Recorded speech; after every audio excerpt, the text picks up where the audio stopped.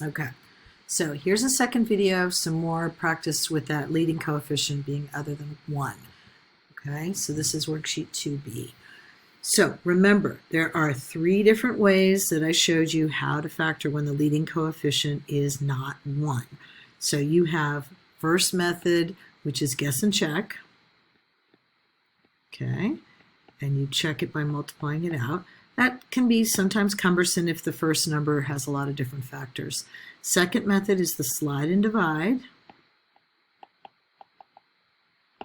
And the third method is grouping, which is related to slide and divide, but it is slightly different.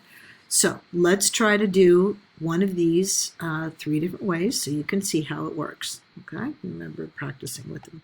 All right, let's try a different color, like blue. All right, so let's try the first one. Let us do using guess and check.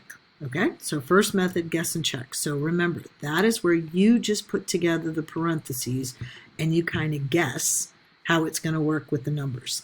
The first number with the squared term, you need 2 terms to multiply to 6x squared. So you have a couple choices. It can be 6 and 1 or 3 and 2. More often than not, it's not 6 and 1, it's 3 and 2. Okay, just trust on this, but if it doesn't, we can always try it. So there's my first guess. And then the second is the last number. Again, 6. So it's either 3 and 2, 2 and 3, or 6 and 1, 1 and 6. You can try whatever you want. Let's try 6 and 1, just for giggles. Okay, 6 and 1. And then what you need to do is you need to just check the inners and the outers. Just make the smile, smile, smile. 6 times 2, 12x. 3 times 1, 3x. These 2 numbers have to make 37, and they're not. So 6 and 1 doesn't work, 3 and 2 doesn't work. So I can start back at the drawing board. I can get rid of the 6 and the 1. Okay, and I can try 1 and 6. Okay, just switch them.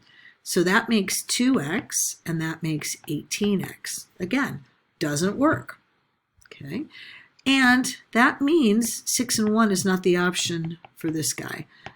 Probably not 3 and 2 either, because I don't see that number being bigger. So what that means is I'm probably going to have to do 6 and 1 here. Okay, so let's try 6 and 1 first, and then back to the second number. So we need 2 numbers that make 6. So either 6 and 1 or 1 and 6. I'll do 6 and 1 again. So that's 6x and 6x. That makes 12. That's not going to help me. So I try get rid of that. And 1 and 6, try that one. So there's 1x, there's 36x. Wow. And I want them both to be positive. So that's a guess and check. Wasn't very efficient. Okay, not the best method to use here. So the guess and check method took me a little longer because I had some combinations, and oftentimes that happens when you have a binomial with lots of different choices. So let's try method 2, slide and divide. So take this 6, multiply it over here, list all the numbers that give you 36. So we had 36 and 1, 1, 36, 2 and 18, 18 and 2, 4 and 9, 9 and 4. I think I've got them all. 12, 3, 3, 12. You want the combo that happens to make 37. There it is first. So let's rewrite this. Remember, the 6 is gone. Oops, sorry. It's supposed to be 37 plus 36. And that factors into x plus 36, x plus 1 if I use this. But because we multiplied by 6, oh, did I put a 36 over there? I meant to put a 6. It's what we multiplied by 6.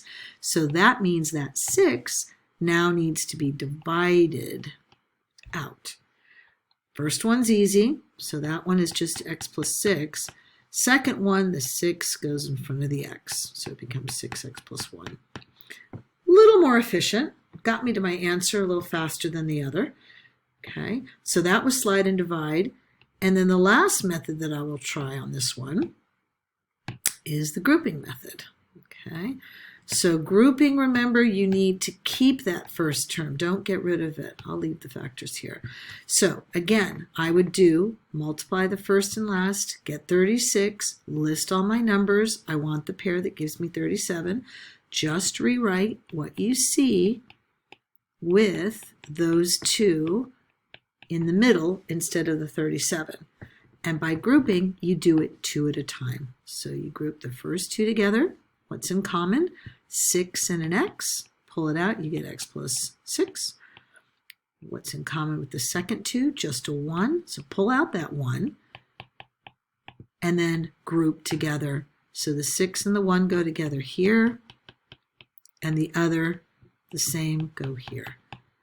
That was a little faster. I think the grouping method worked the best for this one. Okay, so let's take a look at another problem similar and try it using one of our methods. So I'm going to do number 3 here, okay? And I like grouping. For some reason, that one just sits well with me. So let's try this one. Remember, first and last. So that's 45 x squared, and we're going to list all the numbers that give me 45. So we have 9 and 5, 5 and 9, 3 and 15, 15 and 3, and we're trying to get to a positive 45. So that means either both numbers are positive or both are negative. And if I have both negative here, that will give me what I want, negative 18, either the one above it or not. And in grouping, you leave the 5x alone, but just rewrite the middle term using the 2 over on the right. Okay, each of them get an x. And you want to do 2 at a time. So you take the first 2. What is in common? A 5 and an x. So that leaves me x minus 3. Take the second 2 together. What's in common?